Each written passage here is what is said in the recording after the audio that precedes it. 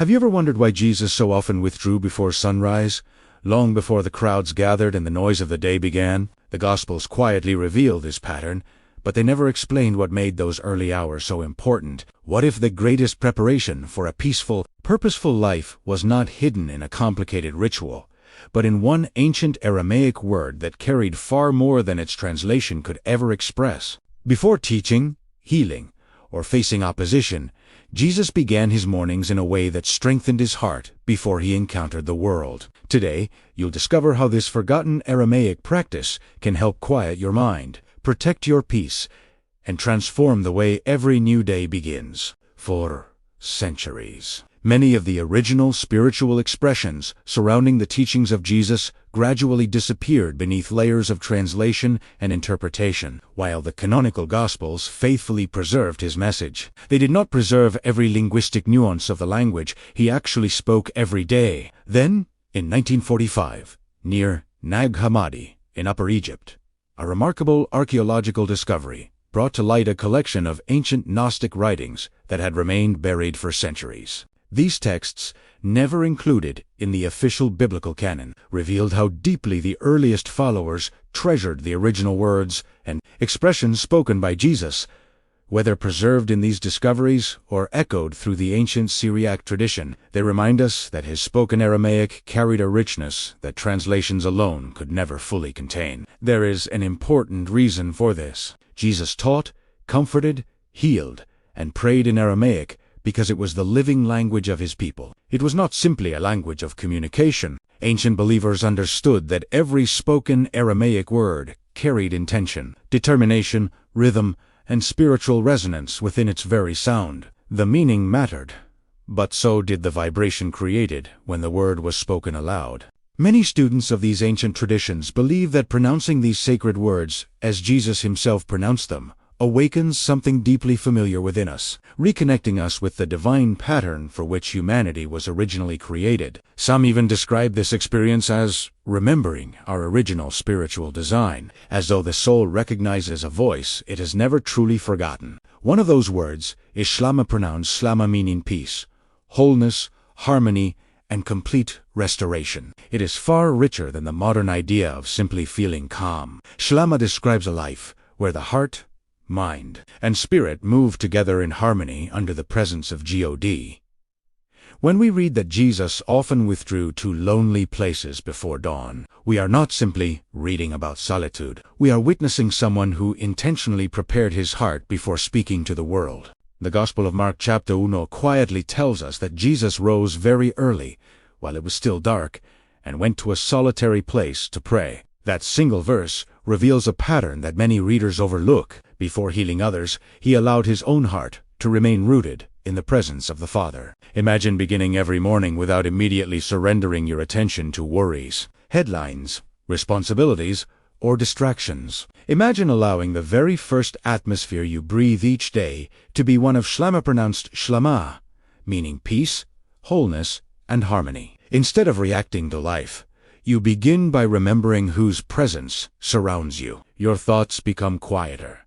Your breathing becomes slower. Your heart begins to settle before the demands of the day can disturb it. This was never about escaping the world. It was about entering the world already anchored in something greater than it. That forgotten distinction changes everything. Every morning presents two invisible invitations. One invites you to begin the day with noise, hurry, anxiety, and unfinished thoughts from yesterday. The other quietly invites you to begin with presence. Most people never notice that they are making this choice within the first few minutes after opening their eyes, yet those first moments often shape everything that follows. Think about how quickly modern life captures our attention. Before we even stand up, mensajes arriba schedules appear. Responsibilities compete for our focus, and our minds begin solving problems that have not even happened yet. Without realizing it, we carry tension before we have taken our first peaceful breath. The morning pattern of Jesus offers another way. Before confronting crowds, opposition, or impossible situations, he consistently sought communion with the Father. That habit was not weakness. It was strength. It was the quiet place where courage, wisdom, compassion, and clarity were renewed before the demands of ministry began. This is where Schlama pronounced Schlama, meaning peace, wholeness, and harmony becomes more than a beautiful word. It becomes an invitation. Speaking the word slowly while breathing deeply reminds us that peace is not merely the absence of conflict. Peace is the presence of God governing the heart. As you inhale, allow yourself to remember that your life does not begin with your problems. It begins with God's presence. As you exhale, gently speak Schlama. Do not rush Italiano. Allow its ancient sound to slow your thoughts. Allow its meaning to soften your heart. Allow its rhythm to remind you that your value is not determined by how much you accomplish today, but by the one who walks with you through it.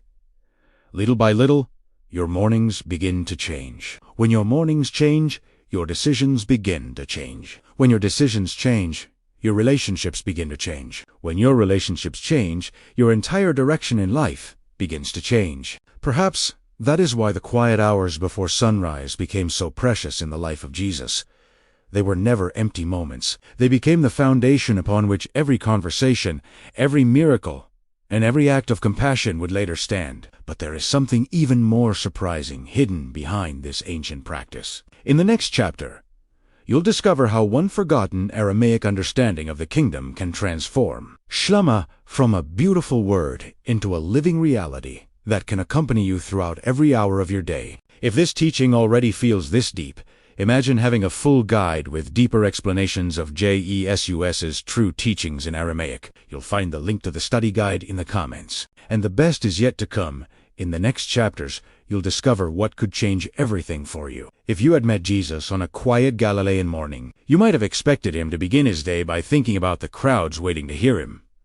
You might imagine him preparing his next teaching or planning where he would travel. Yet the pattern revealed in the Gospels suggests something remarkably different. Before speaking to people, Jesus first centered himself in the presence of the Father. His ministry flowed from communion, not from urgency. That distinction changes everything. Most of us try to create peace after the day has already become chaotic. We search for calm after anxiety has taken hold. We pray only after fear has entered our thoughts.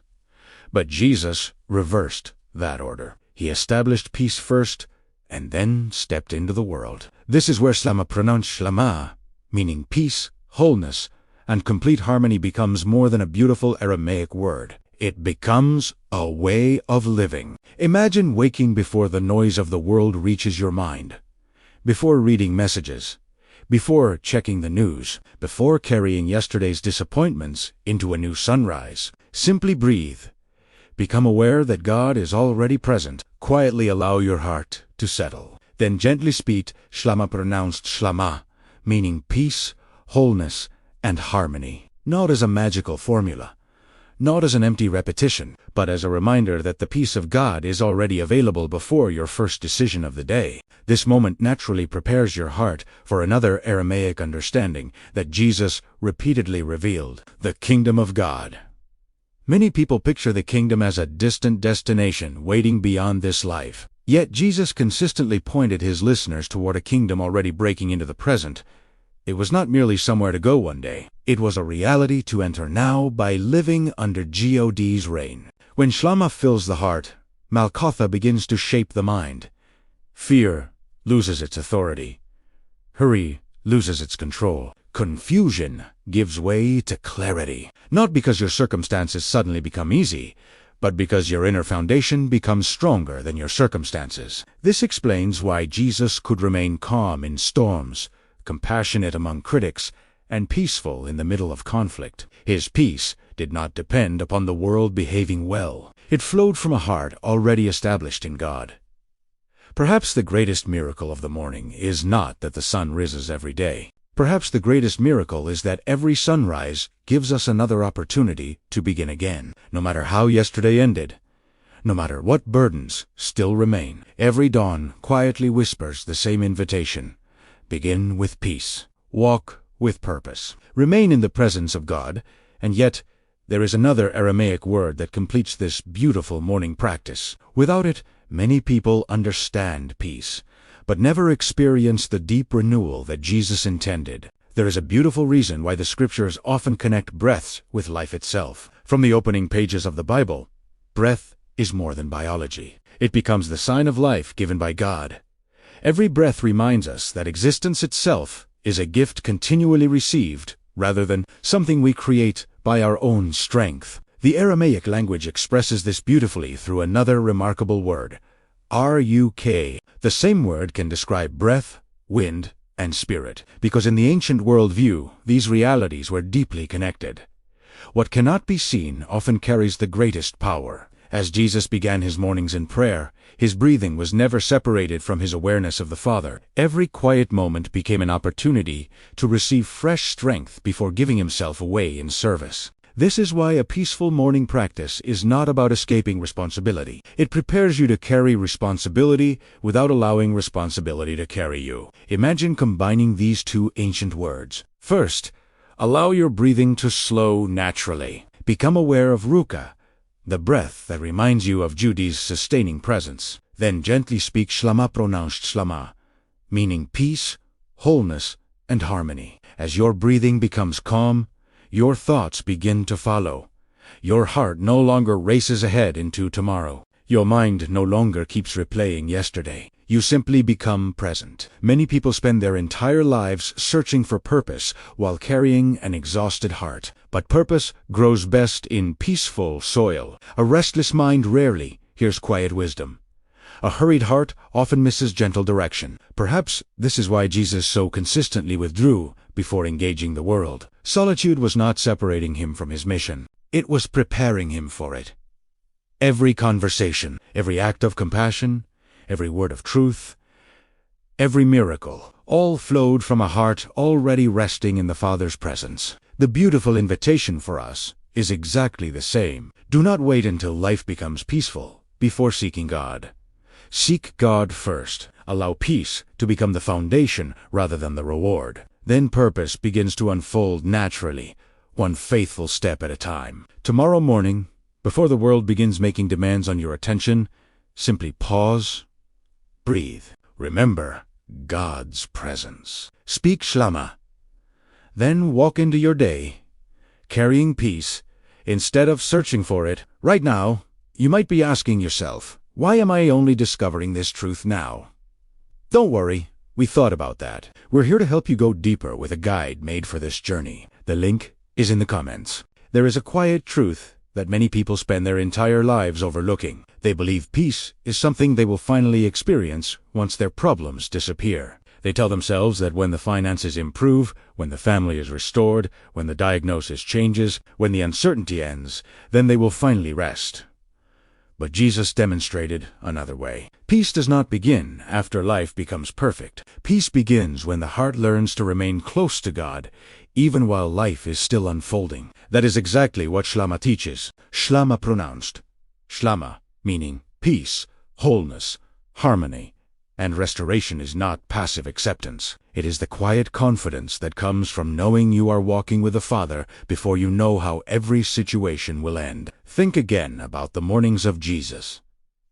Before every healing, before every teaching, before every confrontation, before every miracle, there was First Communion. There was silence. There was trust. Only then came action. How different would our lives become if we reversed the order? Instead of beginning with pressure, we would begin with presence. Instead of beginning with fear, we would begin with peace. Instead of beginning with endless planning, we would begin by remembering who walks beside us. A simple morning practice can help make this real. Wake just a few minutes earlier than usual. Sit somewhere quiet before reaching for your phone. Take several slow breaths, allowing Ruka, the breath of life, to remind you that every new day is already held in God's hands. Then softly speak Schlama. Do not hurry the word. Allow its ancient sound to settle into your heart. Remember its meaning: peace, wholeness, harmony, restoration. Afterward, spend a few moments thanking God for His presence before asking Him for anything. Notice the difference. Instead of beginning your day carrying burdens, you begin carrying peace. Instead of allowing the world to define your emotional atmosphere, you allow the presence of God to become the atmosphere in which you live. This is not about escaping reality. It is about entering reality differently. The challenges may still come.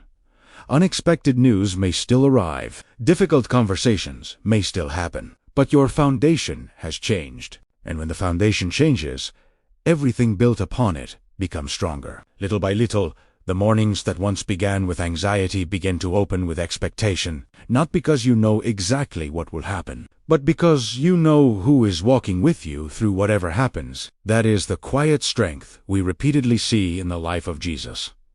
It is not distant. It is not reserved for a few. It remains an invitation for every heart willing to begin each new sunrise with We are just scratching the surface of this ancient power. Get ready, because in our next video, I will reveal even deeper Aramaic codes that unlock spiritual authority you've never imagined. Make sure you are subscribed and have notifications turned on so you don't miss this unfolding revelation. As we come to the end of this journey, remember that the goal is not simply to learn an ancient Aramaic word. The goal is to allow that word to shape the rhythm of your daily life.